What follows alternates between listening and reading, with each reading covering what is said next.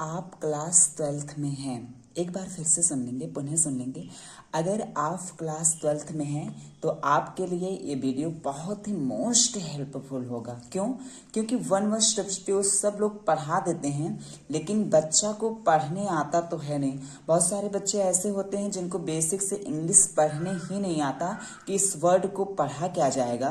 तो ऐसे वर्ड को पढ़ने के लिए मैं एक वीडियो बना रहा हूँ। अगर आपको हेल्पफुल लगेगा तो अपने दोस्तों को भी शेयर कीजिएगा और लाइक सब्सक्राइब शेयर करना ना भूलिएगा। तो देखिए, वन वर्ड सब्स्टिट्यूट्स का मतलब होता है शब्द समूह के लिए एक शब्द। जैसे शब्दों का बहुत सारा समूह है और वो सेंटेंस बन रहा है, उसके लिए एक शब्द प्रयोग करेंगे, ऐसे वन वर्ड सब्स्टिट्यूट, यानी कि ग्रुप ऑफ वर्ड्स होगा, फिर उसके बाद वन वर्ड उसके लिए होगा, उसके मीनिंग से होंगे। ठीक है, तो एग्जाम में बहुत हेल्पफुल होगा। 2 नंबर का आता है। तो पहला क्वेश्चन है, हम लोग देखेंगे क्वेश्चन, ठीक है ना। Autobiography, the life history of a man written by himself. इसका मीनिंग अगर देखें तो होगा स्वयं के द्वारा लिखित किसी व्यक्ति का जीवन चरित्र, यानी कि जिसको हम लोग बोलेंगे ऑटोबायोग्राफी, आत्मकथा।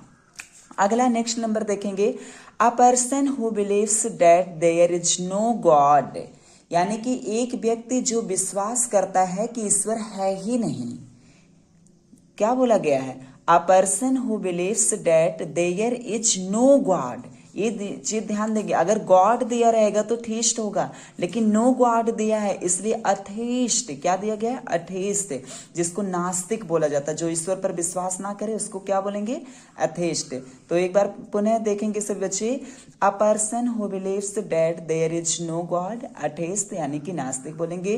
उसके बाद a medicine which contracts the effects of poison. तो इन्हें देखेंगे एंटीडोट, जहर मारने की दवा। इसको हम लोग कह सकते हैं एक दवा जो जहर के प्रभाव का प्रतिकार करती है। जो जहर के प्रभाव का प्रतिकार करे उसको हम लोग क्या बोलेंगे? एंटीडोट, यानी कि जहर मारने की दवा, यानी कि जो उसका विरोध करे, प्रतिकार का मतलब होता है। ठीक है, अगला प्लेजर अमेचर। प्लेजर अमेचर, कितना अच्छा प्लेजर आए तो अमेचर को क्लिक करके आगे बढ़ो। इसका मतलब क्या होगा? एक व्यक्ति जो पेशेवर तौर पर नहीं बल्कि आनंद के लिए कुछ करता है। देखो, अ person who does something not professionally but for pleasure. एक व्यक्ति जो किसके लिए? पेशेवर के तौर पर नहीं बल्कि आनंद के लिए काम करता है, उसको हम लोग क्या बोलते हैं? अमेचर, यानी कि अव्यवसायी, या फिर जिसको हम लोग क्या बोल सकते हैं? शौकीन। ठीक है बच्चों, आगे देखते हैं, a person residing in a country of which he is not a citizen. ठीक है, तो इसका मतलब क्या होगा कि मतलब एक व्यक्ति जो मतलब किसी ऐसे देश में रहने वाला व्यक्ति जिसका वह नागरिक नहीं है। जैसे मान लीजिए हम लोग भारत के वासी हैं लेकिन यहाँ के नागरिक नहीं है, चाइनीज हैं या फिर पाकिस्तानी हैं, ठीक है, या फिर पाकिस्तान का रहने वाला व्यक्ति अपने इंडिया में रह रहा है, तो उसको हम लोग क्या बोलेंगे? एलियन बोलते हैं, जिसको विदेशी बोल सकते हैं, नागरिक, है ना, विदेशी नागरिक यानी कि एलियन। आपको एलियन वाले फिल्म याद आ रही होगी। गुड, बहुत अच्छा। आगे देखो, that does not bear the name of the writer, यानी कि जो बिना नाम का व्यक्ति हो उसको क्या बोला जाता है? एनोनिमस। जैसे हम लोग कह सकते हैं that does not bear the name of the writer. फिर से बोलेंगे बच्चे, that does not bear the name of the writer. ठीक है, तो इसको एनोनिमस क्या बोलेंगे? एनोनिमस, जिसका नाम ही नहीं है तो एनोनिमस। देखो, नेम एनोनिमस। ठीक है, आगे देखते हैं, government by a ruler who has unlimited power. Government by a ruler who has unlimited power, यानी कि मतलब ऐसी सरकार, ठीक है, हम लोग बोलते हैं ऐसे शासक द्वारा सरकार जिसके पास बोल सकते हैं असीमित शक्ति, है ना। एक ऐसे यानी कि एक व्यक्ति का शासन। देखो यहाँ लिखा ही गया है एक व्यक्ति का शासन, यानी कि ऑटोक्रेसी, यानी कि हम लोग आगे बढ़ते हैं, a diplomatic representative of one country in another. A diplomatic representative, मेरे साथ बोलेंगे, a diplomatic representative of one country in another. इसको हम लोग क्या बोलेंगे? एम्बेसडर, यानी कि राजदूत। एम्बेसडर यानी कि राजदूत बोलेंगे कि एक देश का दूसरे देश में राजनीतिक प्रतिनिधि, है ना। देखो, एक देश का दूसरे देश में राजनीतिक प्रतिनिधि यानी कि राजदूत कहलाता है, एम्बेसडर। ठीक है, अगला देते हैं 9वें नंबर पर हम लोग आ गए हैं।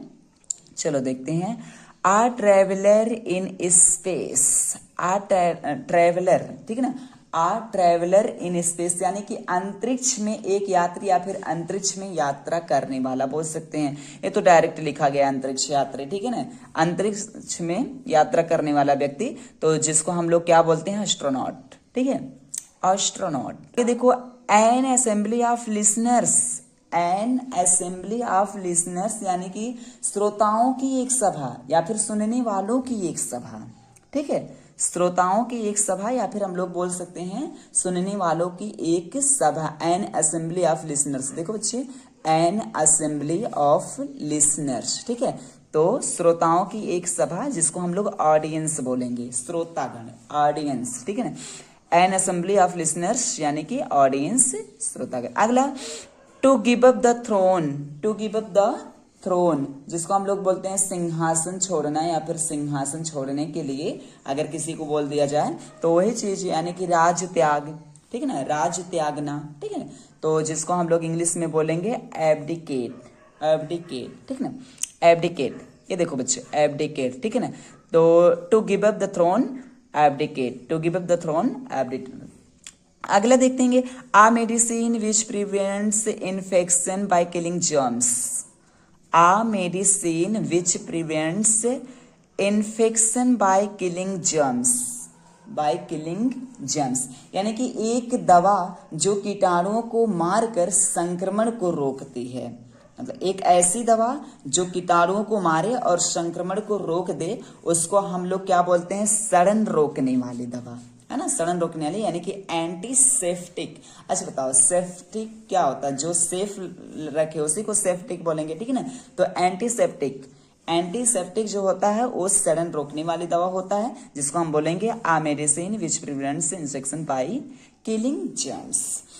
अगला है the science of vegetable life या the science of vegetable life यानी कि जिसको हम लोग क्या बोलते हैं, बॉटनी यानी कि वनस्पति विज्ञान। अब वही वनस्पति जीव का विज्ञान। ठीक है ना, तो the science of vegetable life का मतलब क्या होता है, वनस्पति जीवन का विज्ञान बोलो और क्या, वनस्पति जीवन का विज्ञान यानी कि वही जीव विज्ञान यानी कि क्या बोल सकते हैं हम लोग, बॉटनी। अगला देखो क्या लिखा गया, the science which treats of life, the science which treats of life का मतलब होता है बायोलॉजी, जिसको हम लोग क्या बोलेंगे, जीव विज्ञान। बायोलॉजी यानी कि जीव विज्ञान, the science which treats of life.